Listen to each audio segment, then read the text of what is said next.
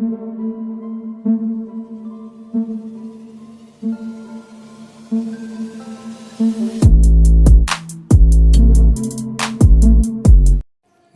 दोस्तों, scary story official में आप सबका स्वागत है।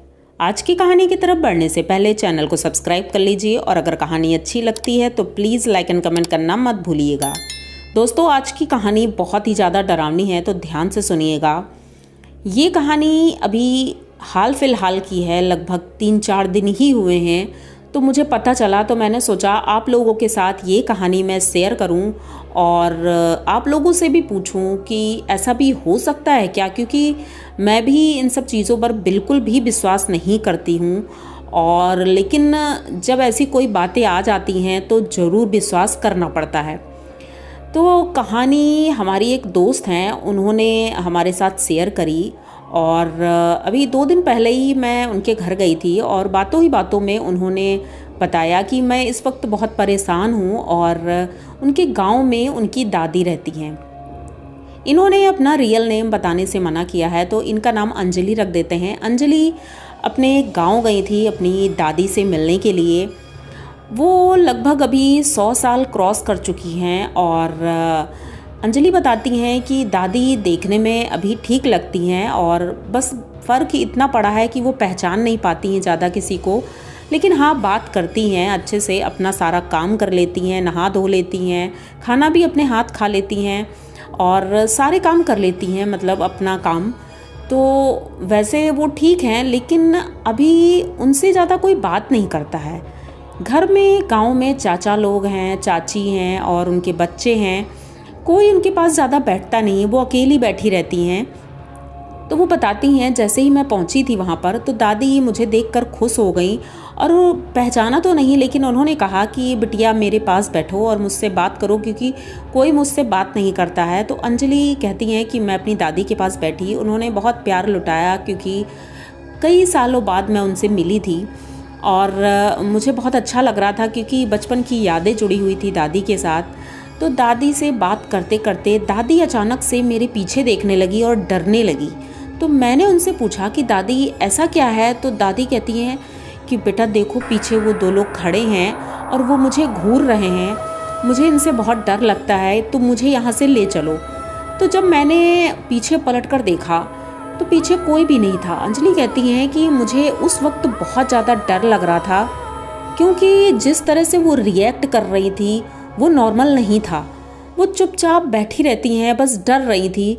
मैंने उन्हें खाने को दिया पर वो डर की वजह से खा नहीं पा रही थी। तो मैंने कहा ठीक है दादी, कोई नहीं है यहाँ पर, आराम से खाना खाओ और आराम से बैठो।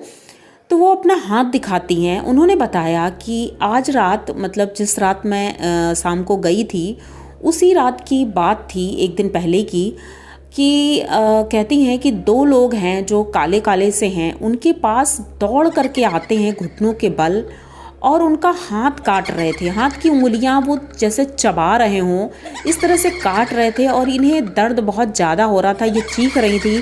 और जब सुबह उठती हैं तो देखती हैं उनके हाथों में काटने का निशान था, जैसे किसी ने दांतों से काटा हो। तो अंजलि कहती हैं कि मैं वैसे तो नहीं मानती, लेकिन जब मैंने खुद देखा तो उनके हाथों में दांतों के काटने का निशान था और वो भी नीला पड़ चुका था। ये देख करके मैं एकदम चौंक गई थी क्योंकि ये नॉर्मल नहीं है। मतलब कि दादी झूठ नहीं बोल रही हैं, वो सच बोल रही हैं, पर ये बहुत ही ज़्यादा डरावना था। अब वो डर की वजह से चुपचाप बैठी हुई थी और कह रही थी कि बेटा मुझे छोड़कर मत जाना क्योंकि कोई मेरे पास नहीं बैठता है और ये लोग मुझे बहुत परेशान करते हैं। तो गांव के कुछ लोग कहते हैं कि शायद इनके घर के आसपास रात के वक्त कोई दिखाई देता है, किसी की परछाई है, क्योंकि लगभग 60-70 साल पुराना एक कुआं है जो इनके घर के ठीक सामने बना हुआ है। और कहते हैं कि 40 साल पहले जो दादी हैं उनकी, अंजलि की, उनकी सहेली थी, उन्होंने उस कुएं में कूद करके अपनी जान दे दी थी। उसके बाद से उनकी आत्मा गांव के कुछ लोगों को बहुत परेशान करती थी। दादी को नहीं करती थी क्योंकि दादी उनकी सहेली थी और दादी माता रानी की बहुत बड़ी भक्त हैं, नवरात्रि पूरे रखती थी और सारी पूजाएं बड़ी विधि विधान से करती थी। तो इनके पास भूत प्रेत आत्माएं ये सारी चीज़ें कभी नहीं आई। हाँ, ये देखती ज़रूर थी, इन्हें दिखाई पड़ते थे, लेकिन कभी भी परेशान नहीं किया था। लेकिन अब ऐसा क्यों हो रहा है, ये बात समझ नहीं आ रही थी। गांव के लोग बताते हैं कि मतलब एक दिन दादी छत पर बैठी हुई थी, धूप थी, सर्दियों का मौसम है तो धूप में बैठी हुई थी। तो गांव के लोगों ने देखा कि दादी किसी से बात कर रही हैं। तो सबको लगा शायद 100 साल पूरे हो चुके हैं तो इन्हें समझ में नहीं आता होगा, ये ऐसे ही अपने आप में ही बात कर रही होंगी। लेकिन जब चाची ऊपर गई थी तो वो एकदम चुप हो गई और इधर उधर देखने लगी थी। तो चाची ने पूछा, क्या हुआ अम्मा, क्या बात है, किससे बात कर रही हो? तो वो कुछ बोली नहीं। कहती हैं कि मुझे लगा कि तुम ही हो, तो यहाँ कोई बैठा था ना तो हमें लगा कि तुम ही बैठी हो, इसलिए हम तुमसे बात कर रहे थे। तो वो कहती, नहीं अम्मा, मैं तो अभी नीचे से आई हूँ। तो अब शायद उनको वो औरत दिखाई पड़ती है और वो उससे बात करती हैं, लेकिन शायद उसके साथ में कोई और भी आत्माएं हैं जो इन्हें परेशान कर रही हैं, क्योंकि वो आत्मा इन्हें परेशान नहीं करती थी। और अब ये हालात हैं कि दादी पूजा भी नहीं कर पाती हैं, उन्हें कुछ समझ ही नहीं है तो वो पूजा नहीं कर पाती हैं। लेकिन आज भी उनकी चारपाई के आसपास वो आत्माएं लोगों को महसूस होती हैं, क्योंकि दादी इतना ज़्यादा डरी सहमी रहती हैं। रात को अचानक सोते से चिल्लाकर उठकर बैठ जाती हैं। उन्हें महसूस होता है किसी ने उनका पैर पकड़कर खींचा है या किसी ने बाल पकड़कर खींचे हैं। उन्हें साफ साफ लोग दिखाई पड़ते हैं कि काले काले कुछ लोग हैं जो उनके आसपास हैं। अब अंजलि बताती हैं कि इस बात से मैं इतना परेशान हूँ, वहाँ से मैं छुपते छुपाते उनसे आई हूँ क्योंकि वो आने नहीं दे रही थी।